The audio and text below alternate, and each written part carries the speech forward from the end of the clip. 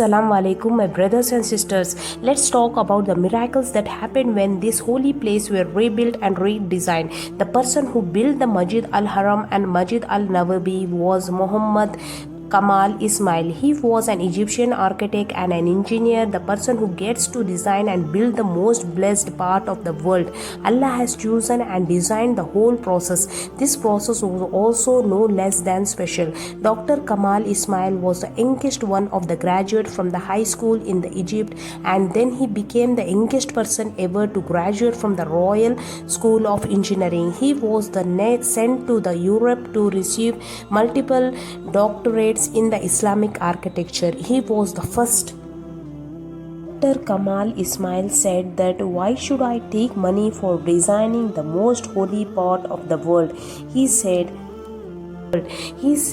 how would he answer back to his Allah? His whole life is of Iman and faith.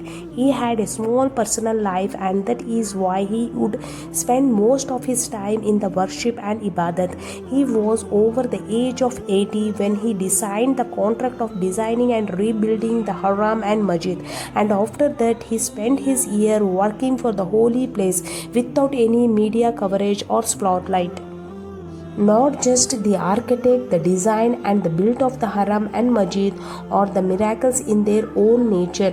The building material used here is the rarest in the world, having thermal properties that despite the more heat of the Saudi Arabia. The floor of the Haram Sharif is cool to touch. This is because the white marble used there is a rare kind of snow white marble found in Lebanon. Dr. Kamal went to the Greece and brought that rare mountain where this marble was found. It is known for its extraordinary shine and white color and thermal properties. It gets rid of the heat in the air and feel cool to touch on the surface. When the construction of the Masjid began, the king of the Saudi Arabia asked Dr.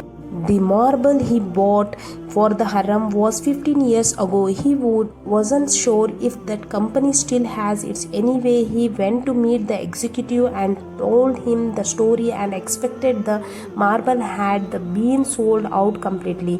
Dr. Kamal left the room, but just as a ray of the hope, he asked the secretary to please find the person who bought that marble. She said, "It is difficult, but you can drop your number and I will let you know if I receive any information." The next day he received a call from the secretary. She had found the company who bought the rest of the marble 15 years ago. When he looked at the details she sent, Dr. Kamal was astonished. The company was based in the Saudi. He immediately took his flight, landed in Saudi Arabia and went to meet the owner of the company. He told the whole story. The owner of the company asked his staff to check where they used that marble. Surprisingly enough, the marble was still there in their storage for 15 years.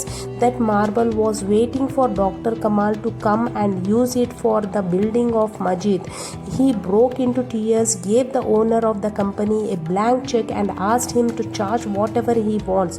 To the executive of the company refused to take. He said he is lucky to contribute to the reconstruction of this holy place where the heart of the Muslims for all over the world come together, where thousands of Muslims come every year to regenerate their Iman and faith and get rid of their sins and connect with Allah and this makes us extremely emotional, knowing that this man had spent his precious experience, time and years in the building the Masjid with full heart and passion. He would have taken other projects and made millions and billions and left a lot of money for his coming generation, but Allah had chosen a man of faith and Iman for the construction of this holy place. May we all get to witness the glory and don't forget to subscribe to the channel and hit the bell icon so that you don't miss any update. Till next time.